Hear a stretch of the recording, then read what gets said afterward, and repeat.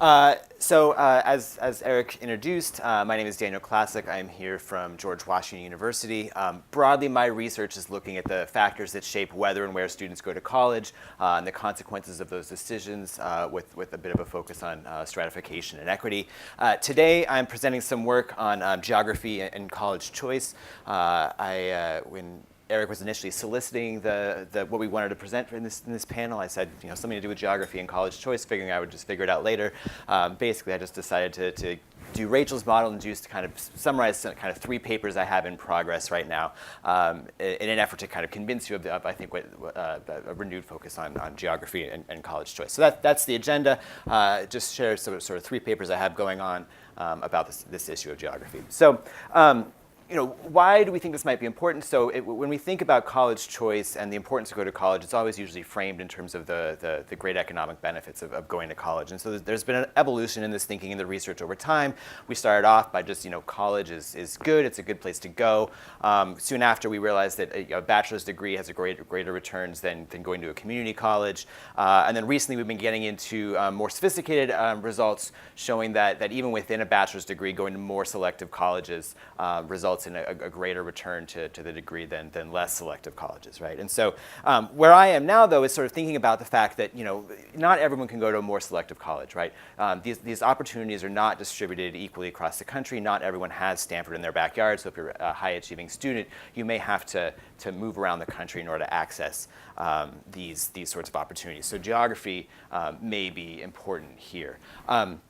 We've known for a while that students tend to have geographic preferences when going to college. Students generally want to go to college close to where they live. The exception may be in this national market for selective colleges.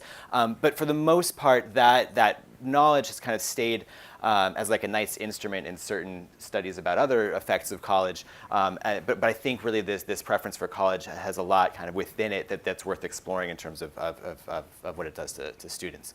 And so I think that really the goal here is to start thinking about the fact that both colleges and students aren't context-free, right? Both educational and economic opportunities really vary depending on where in the country you are, and sort of recognizing this fact that for many students, movement is not costless, right? There's differential mobility in students. Often more advantaged students are able to be more mobile when enrolling in college or searching for jobs after college. And so this is going to lead to inequities in ability to pursue post-secondary opportunities. And so again, kind of my goal in thinking through this and starting this line of my research is wanting to recognize geography as this important part about thinking about college outcomes. I think a great paper to start with this. So this is not my work. This is Nick Hillman at the University of Wisconsin, but it's one of my favorite papers I've read in the past couple years, so I want to highlight it here. It's a really good example of work that's not causal, but just a really good, convincing, sophisticated description of a policy issue. And so what he did here was basically just describe where colleges are in the country and who has access to those colleges. So he's looking at specifically by commuting zones. Commuting zones, if you're not familiar with these, are kind of a way of measuring or of demarking space such that they're sort of giving you the kind of local economic area, so it's connected by sort of infrastructure and local economies. And so it's kind of a good way of thinking about kind of what is the space that which people live and work, right? So it's not just looking at like the radius around a student. It's trying to be more organic about the actual space in which people live.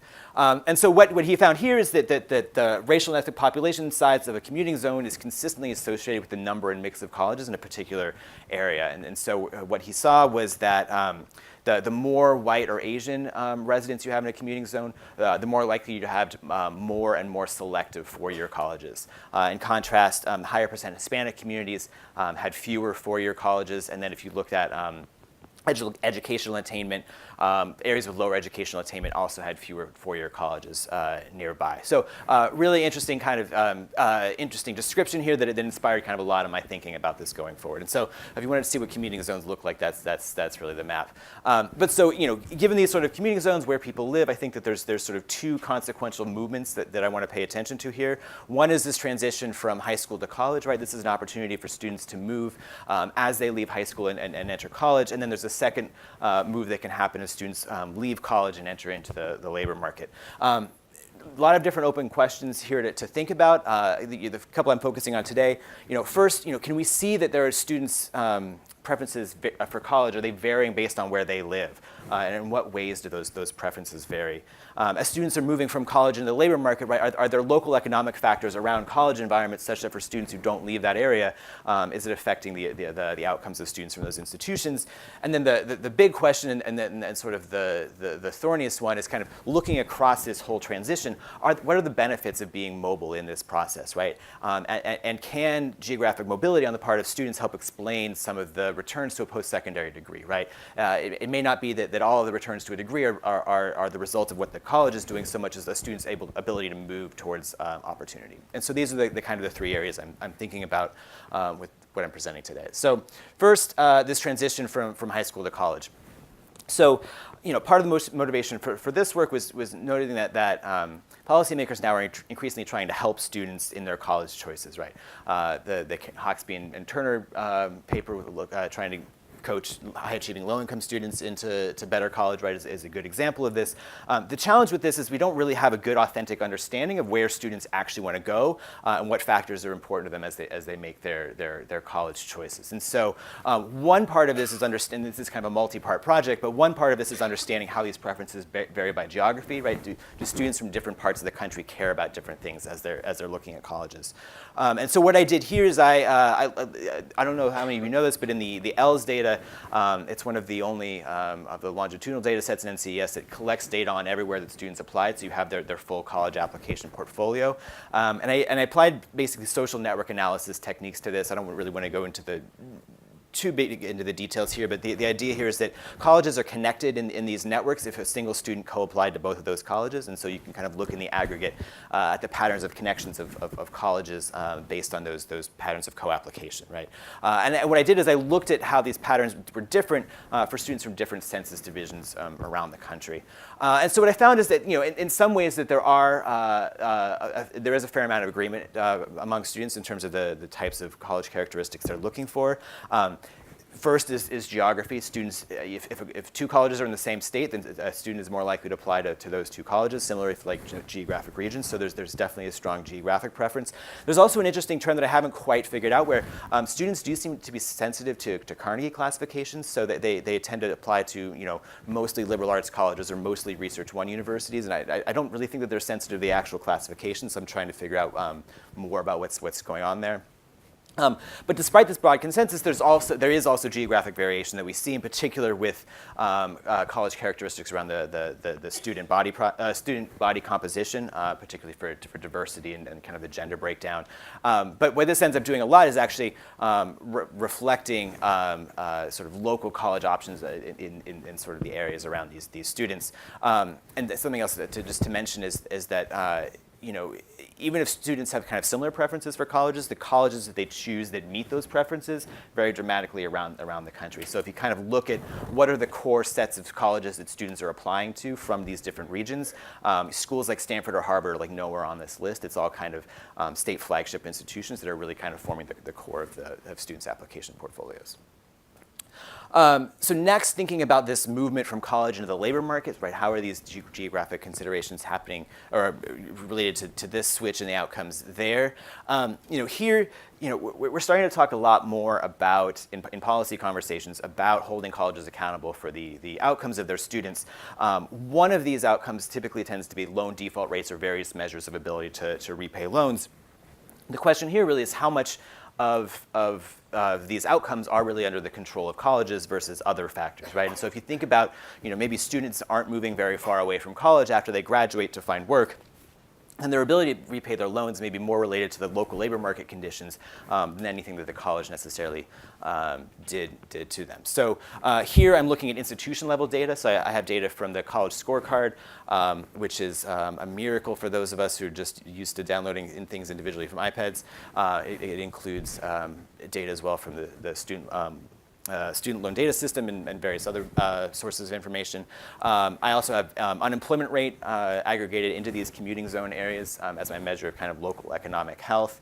And I do a multi-level model predicting default rates of these institutions, controlling for various institution-specific characteristics as well as commuting zone characteristics. And what I find here is that the commuting zones actually explain a non-trivial amount of variation in default rates between institutions. And so overall, about roughly 15% of the variation in default rates can be explained at this commuting zone level. Part of this rests on the assumption that students aren't moving very far away from the colleges that they're graduating from, so we have to assume that they're staying in the area to have this effect from the commuting zone.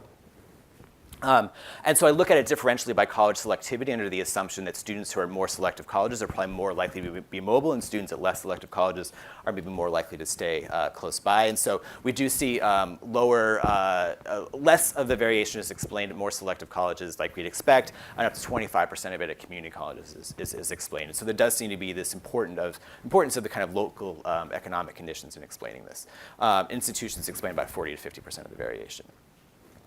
And then finally, this is the thorny one, is trying to look at both of these choices, right? So if students are not really immobile across both of these choices, how much of their outcomes are related to, again, the college versus just kind of the colleges that are maybe available to them in their local area or the local labor market.